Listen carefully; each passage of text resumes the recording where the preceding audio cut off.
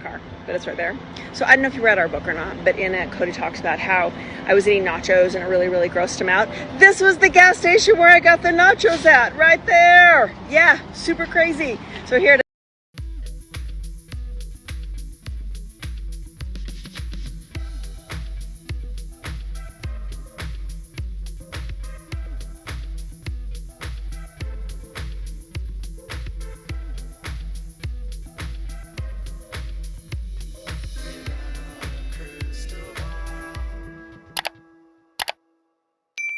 Hey friends, it's Katie from Without a Crystal Ball. Welcome back to my channel. It's Tuesday, July 2nd, 2024. I hope everyone's having a wonderful day. Yesterday, we talked about a family reunion that was supposedly happening in Wyoming and how Mykelti and Tony were talking about this reunion and how they did not attend this year. And interestingly, yesterday in my video, I said that not anyone else in the family appeared to be traveling, and Janelle was still in Arizona and Christine was in Utah. And then suddenly, yesterday, they both posted from Wyoming. So it appears as though the Brown family reunion did happen. However, what wasn't clear is whether or not the sister wives, the ex-sister wives, Janelle and Christine, actually met up with Kody and Robin, or if this was something that was filmed for the show and then afterwards they spent time together. I don't know. But what I will say is that neither one of them posted anything about being with Kody or Robin for this event. And it sounds like the kids were at the event. It sounds like, well, some of them at least. And Christine shared photographs, Janelle shared video, and let's dive into this. And then obviously Mykelti wasn't there. Having a really good time.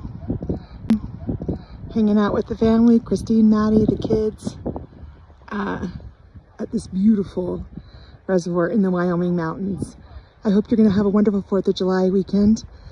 If you're in the US, let me know in the comments what your plans are.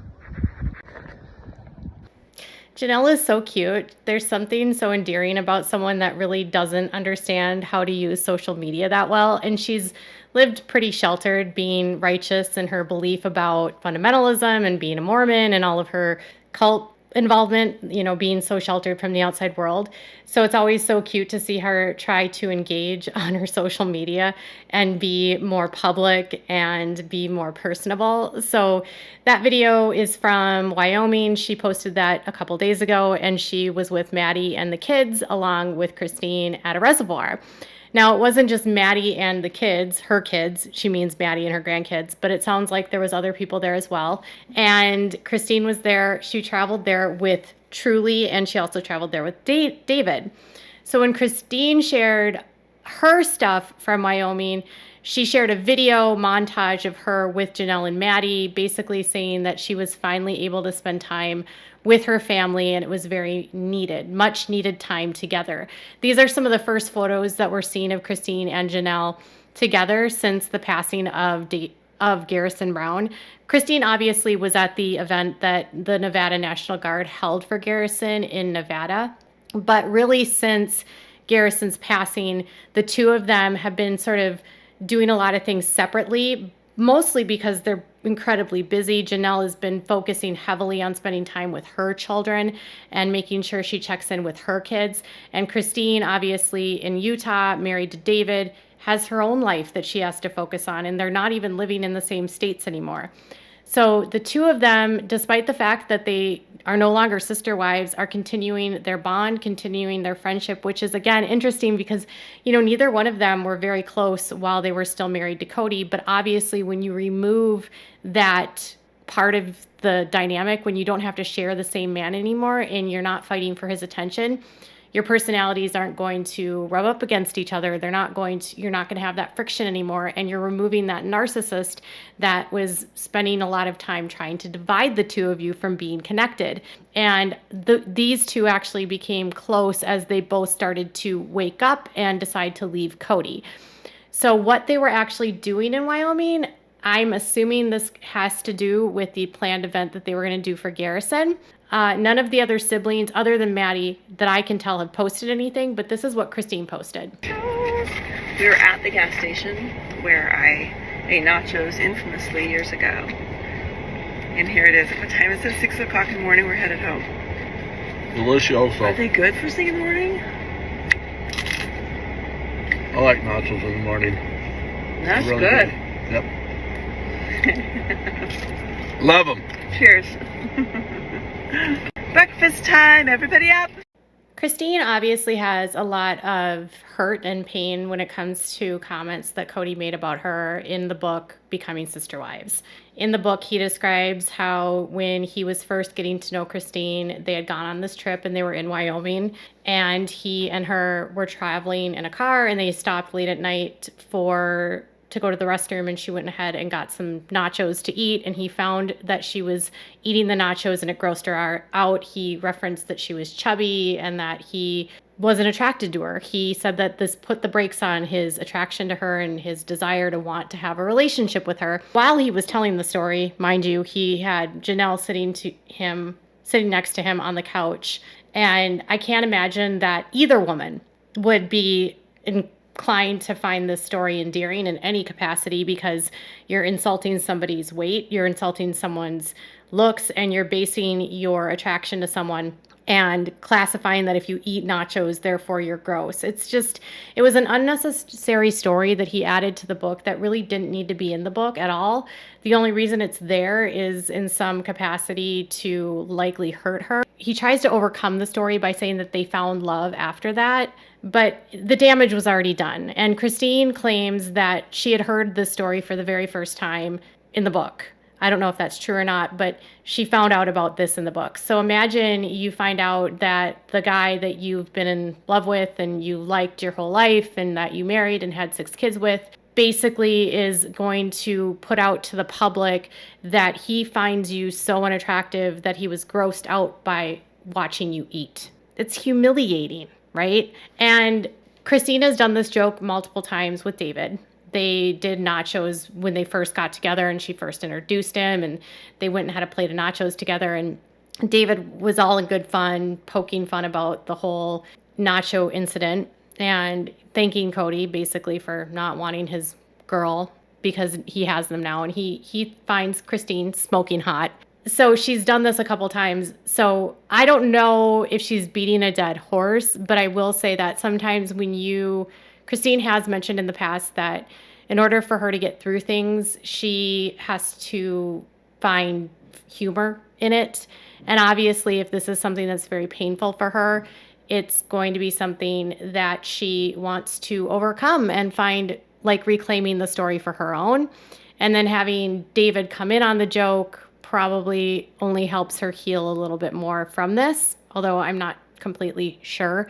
But also, I think in this case, she's at the gas station where this incident happened, and she likely doesn't travel back to Wyoming that frequently. And so it's like a way to take a painful memory that she didn't know she had until the book came out and reclaiming it for herself. But if they're doing this family reunion and she's poking these jokes at Kody and sort of poking at him with these, it kind of gives me a mindset of like where they still are with Kody. You know, she's not necessarily there. None of them seem to be in a good place with him. And on this reunion, if Kody and Robin were there, and we know that they were in Kody, Wyoming, so obviously we know that they were all in Wyoming at the same time, none of them are mentioning Kody being there. So it's like, it's when they discuss family, it's them, the two of them with their kids. It's not Kody and Robin. It's not Mary. Incidentally, Mary was live on Friday saying that she was traveling, but she wouldn't say where she was. And she said she didn't want to say where she was for her safety purposes. She didn't like to notify people where she was while she was traveling, which honestly makes sense. If it was she also might not have been saying anything because she was respecting the family's privacy. I'm not sure, but Mary was traveling. But again, Christine and Janelle don't mention Mary either. So they very much are still like, this is our family, the two of us, and the rest of them are whatever, you know. Mary appears to be kind of on her own now. She doesn't really interact with either side of the either side, and she said that in her interview. And I've noticed that Mary's Instagram engagement has gone down quite a bit. I don't know that, I mean, I don't have the best Instagram engagement either, so I guess it just depends on what you're posting and if people are finding it compelling, but a lot of what she had been doing was a lot of the worthy up stuff, and she might have like lost people with that. Maybe people weren't really interested in her passion project. She did update recently that her friend Jen had gone through, I think, a hysterectomy, and so Jen hasn't been live with her for a couple weeks because she's had to recover from surgery, and she didn't have cancer, but she had some sort of mass in her uterus that had to get removed. So Jen's been unwell, but she's getting better. Mary had been focusing heavily on this worthy up stuff, but then while she was seemingly in Utah, she posted this photograph and said, "Tonight's Utah sky is a gentle reminder of opposition in all things, good and bad, joy and sorrow, success and failure. It's all a very normal part of life. For if we didn't know one, we wouldn't understand the other. Embracing life's contrast allows us to more fully understand and navigate challenges and opportunities for growth as we build resilience and a greater appreciation for our human experience. You have a story. It holds both dark and light. It is only through your experiences, all of them, that you've become the incredible human that you are." And she posted that 5 days ago, so that kind of feels like, she says it's in Utah, so maybe it was before she left. I'm not sure, but I can't imagine that any of them, when they look back on this, can't see good and bad in their stories. I think part of the healing process for all of them is to disconnect from the belief system and kind of get their footings in the real world to figure out what's happened to them. Because in many respects, they're all victims. And then in some cases, the women become they victimize the other wives or they victimize the other children. And so polygamy victims are imperfect victims outside of the kids, but then sometimes even kids can victimize other kids. It's a system that's built on abuse. And so there's obviously going to be a lot of good times, but then there's going to be a lot of shame that people might have for coming out because of the way that they acted and behaved while they were still in the system, the pain they might have caused other people, but then their own trauma that they've experienced because of their being forced to live in a very unhealthy dynamic in an abusive system might cause them, I would assume, the inability to maybe see beyond themselves to how they were hurt, but also how they could have caused hurt to other people. And because the belief system is asking them to be perfect and wants them to be perfect, and if they're indoctrinated to believe that that's how they need to present to the world, making those vulnerable confessions to the public would be, I would think, hard. Now, I guess I'm not a psychologist and I'm not trying to be psychological. I'm just talking about, like, with cults, when your whole narrative is that you are supposed to present a perfect image to the outside world, having to discuss your flaws or your mistakes would be against the grain of what you've been indoctrinated and sort of drilled into, to like always put out the best foot, always show the best light, never show the negative. So privately, maybe some of these conversations are happening, but as well as Christina's kind of talked about since leaving, about how you really don't have these kind of conversations because everyone is so afraid to have these conversations and everyone is so afraid to go deeply because of the vulnerability and the lack of trust. I don't know, I hope that in time conversations can be had between all of them where there's actual depth and healing. Coming out of a cult like this isn't easy. And there's a lot of wounds and there's a lot of scars on the women. There's lots of scars on the children, and you just gotta hope for the best. And I'm finding a lot of hope in the fact that Christine and Janelle and the kids stay united, and Kody might never come around, and that's fine. And Mary is where she's at because of who Mary is and what Mary went through. And, honestly, I have empathy for Mary because part of me does think that Mary didn't want to live polygamy. And so she held a lot of resentment against the people that Kody brought into their marriage that she didn't want there. And that would be hard for anyone. Honestly, if you're the legal wife and you didn't want to do this and you're kind of forced to, you would maybe not have been the nicest person to be around too. So I hope even on this side for Mary, she finds happiness for herself as well. So what isn't known is if Kody and Robin are with them, or they're clearly not mentioning them. So that tells me all I needed to know, really.